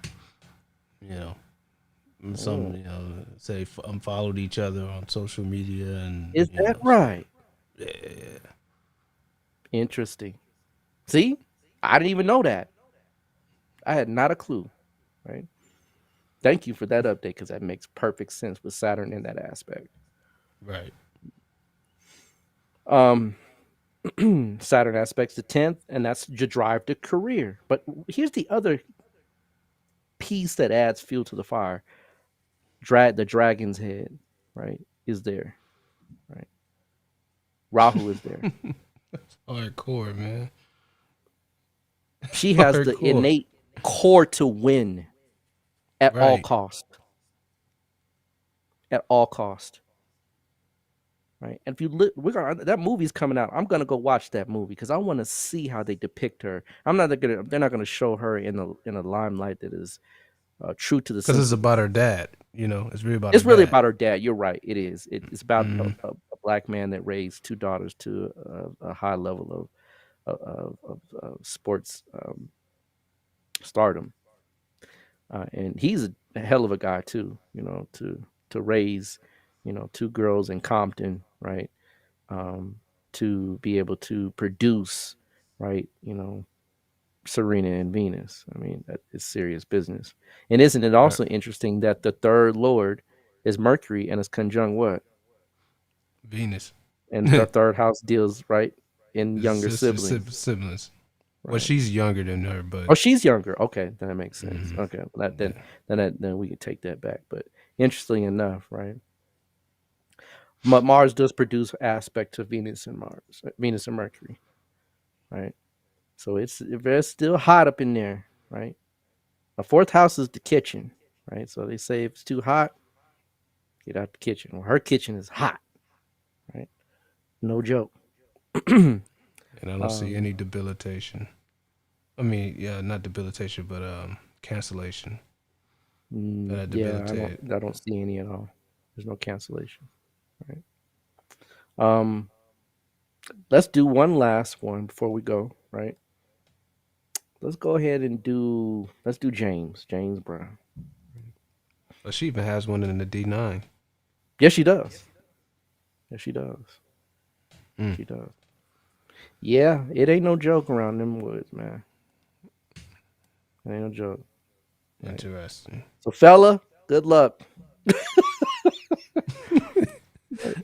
He said blink twice.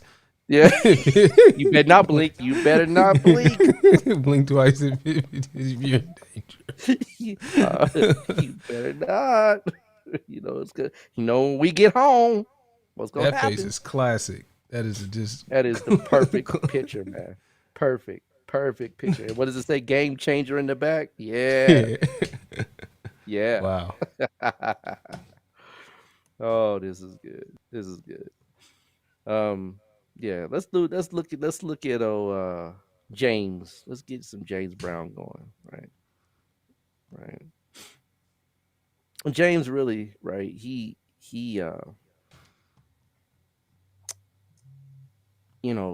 James is a phenomenal guy. When I watched the movie James Brown, I was impressed, right?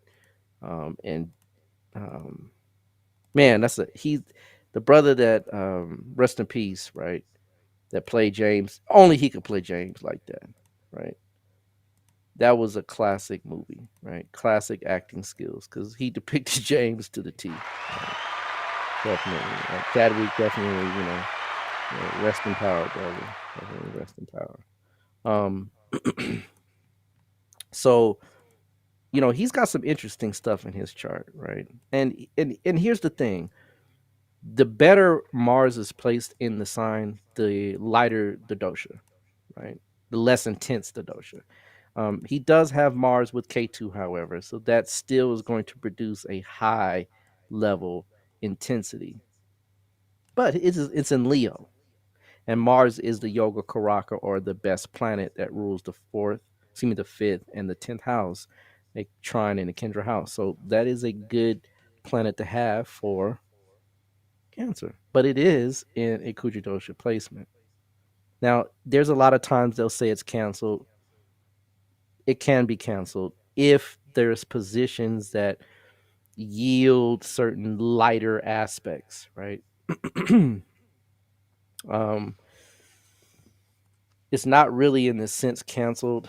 Maybe you just survive it. Yeah, you can endure it. It's not gonna just But remember, domestic violence was in his life, wasn't it? Right, but it didn't ruin him. No, it didn't ruin him. Yeah, right. But he slapped her, right? She went across that table. Oh, James, right? James wasn't no joke, right? Yeah. And remember, he grew up with that fiery energy. James Brown, doing his little James Brown. I'm James Brown. I have to have that confidence to win. And that confidence to win, he was no joke. In the classic scene where he's with, is it Maceo? Not Maceo. I want to say his hype man. What was his name? Can't remember his hype man's name. When they were in there, and he was talking to the guy he said, "What is this, a drum?" He said, "You all got drums, right?"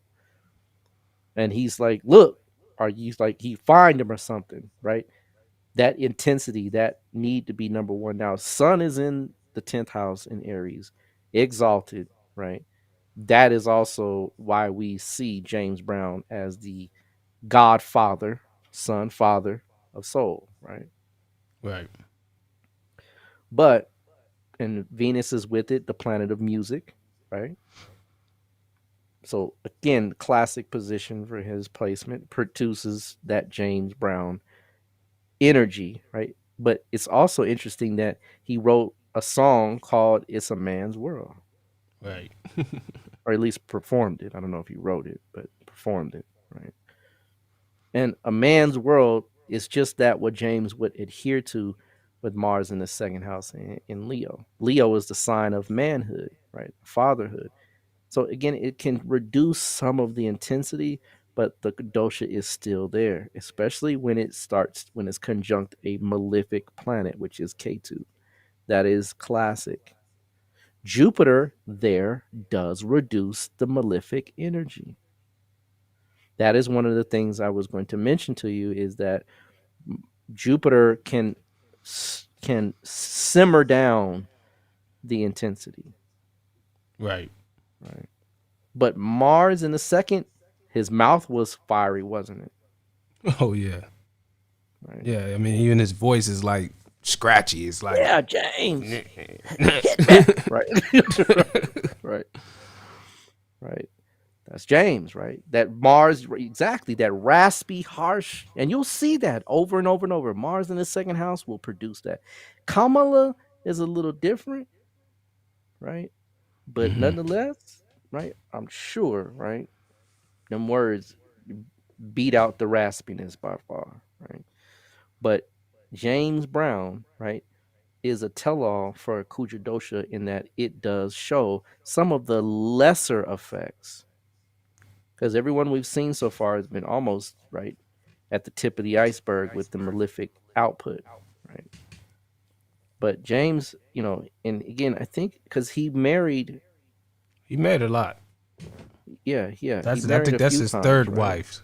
I think that's his third wife right there. That is his third wife. The black woman was the second wife. He had two black women that he was married to, and then the third one, this white, the white mixed wife. I think she's white, right? But nonetheless, right, you know, that Kuja Dosha plays itself out. It has to play itself out, but the aggression factor is diminished to a degree, but it is there, right? And as we can see, domestic violence, right, his upbringing, right, all those things played out very well. So some other things that, before we go, what can we do about the dosha? What can we find to remedy ourselves? And let me say this as a key kind of expression, and I'm going to say this with a grain of salt. They say that if Mars is placed in the sign in which it rules, in the fourth house or in the eighth house, or is in his exaltation in one of those houses, 1, 4, 2, 4, 1, 2, 4, 7, 8, or 12, it cancels it. I have not seen that fully canceled yet. I know a lot of sisters with Mars in the fourth house in Aries or in Capricorn. It's there. It's there, right? It just doesn't have the same over the top edge, but the malefic forces are there. If Mars is in Scorpio in the seventh, it's there, right? Right. Problems in marriage, problems with the mate. The mate comes from a very strong, has a strong streak of energy behind them. It's there. It does not cancel. It reduces, though. It can be mitigated. Jupiter's aspect even more so helps, or conjunction helps even more, right? And if Venus is well placed, it can also inside of those parameters give more of a comfort zone to the placement. However, right, it is there, right? So I'm not going to say it cancels. I'm going to say it mitigates or recapitulates it, right, in a more funneled way, but not reduce, not all the way gets rid of it. I have not seen that yet. And that's where I disagree with some of the ancient tenets, because I've had a client friend of mine. She had Mars. In fact, we know a sister. We won't mention her name, but we know a sister. She has Mars in the seventh, and her husband was quite abusive, and it was an exaltation, by the way. Right. You probably know who I'm talking about, but there's a friend of mine, but client of mine. She was married to a surgeon. Mars is surgery, isn't it? Right. Mars was exalted. But you know what she told me? She said she had the best of everything, never wanted for a thing. But when he came home, right, he put them hands on her. And she left all of the wealth. She left her children with him. That's how bad it was. Right. I used to work for Anthem Blue Cross Blue Shield. And at the time when I was doing she became my client, she was telling me about, the insurance that she had to use constantly for the hospital bills and the sutures to her eye, broken ribs. I'm like, whoa. And she's like, yeah, seriously. And Mars in the seventh exalted. So it does not cancel the dosha. It can produce, on one end, the mate can be very well-to-do, very prominent, very high end, but on the other end, it still gives those energies. But there's an old saying, and this is somewhat true. I've seen it to a higher degree, that if a Mongolic marries a Mongolic, the dosha becomes canceled. This is to some degree true. Because, and it almost is when they have an opposition to one another, like let's say one person has Mars in the seventh, the other one has Mars in the first, right? It can cancel those energies to a great degree, because it's almost like two fighters that knows, you know what? Y'all get with you get with me. So let's not get with each other. Let's kind of do something else. It does produce somewhat of a cancellation, in the sense that not to go there. It doesn't do it as much when Mars isn't in an oppositional or uh, conjunctive role, right? Like Mars is in the seventh, Mars is in the seventh, no matter the sign, right? Then you can find that it will still produce some of that cancellation that says, you know what, I know you, you know me, we know each other, we can leave it as a stalemate. We might have some contentions that will happen, but we won't do the whole acting out of the martial type scenario. That does happen. I've seen that, right? But you have to qualify the Mars too, because if Mars is debilitated, one in the seventh, and Mars exalting the other, it's still going to produce, right, some issues. Mars in the second, Mars in the eighth does it, right? Mars in the fourth, Mars in the 12th can do it, right? Because they're both on Mars in the eighth and Mars in the 12th, right? They're both moksha houses. So when those alignments can happen like that, but if Mars is in the seventh, Mars is in the second, Mars in the fourth, Mars in the first, it happens, but to a lesser degree, right? It still has a strong, forceful energy behind it. So, if you're wise, right? Again, also if Mars is a yoga karaka, that will also help. So Leo and Cancer ascendants can also find that Mars can be reduced to a great degree. But you know, um, when you do donations, which is called when you provide donations, right, to folks that are going through some things that are similar, maybe a battered women's home, right? Um, Contacting Serena's husband. No, I'm just kidding, right? But when you provide support, when you provide support, right, to someone that is being battered, someone's abused, someone that's going through it, right, that someone that is brought up in a rough family from abuse, right, um, you can help, right? You can give charity, and that, in the sense of the forces of the universe, can slide you some leeway, right? Slide you maybe some things that can offset those forceful. And of course, meditation, right? That always helps, because meditation will center your mind and be able to recognize those triggers right before they even come online. um you know the other thing is ritual work can help. Pujas is what they call it, in the sense of Jyotish. Pujas, rituals, right? And rituals to to calm that fire, to quench your energy. And say if it's Mars in the eighth, help in regards to quenching, if you rape victims, donating to rape victims, right? But also rituals in the sense of calming the energy down, right? Does wise men rule the stars? The stars rule the wise man. How about that, right? Um, there's some other things that can classically afflict Mars or afflict marriages, right? One of which is Chandramangal yoga. That's a major, right? That can create just as much energy as a Kuja Dosha, right? Mars conjunct the ascendant lord, Mars in debilitation, right? Without cancellation. So Serena has an extra added because she has no cancellation with a debilitation. But actually, she does, Atef. She does have Mars exalted in the Navamsha. It is. It is. Yeah. It's in. Yeah.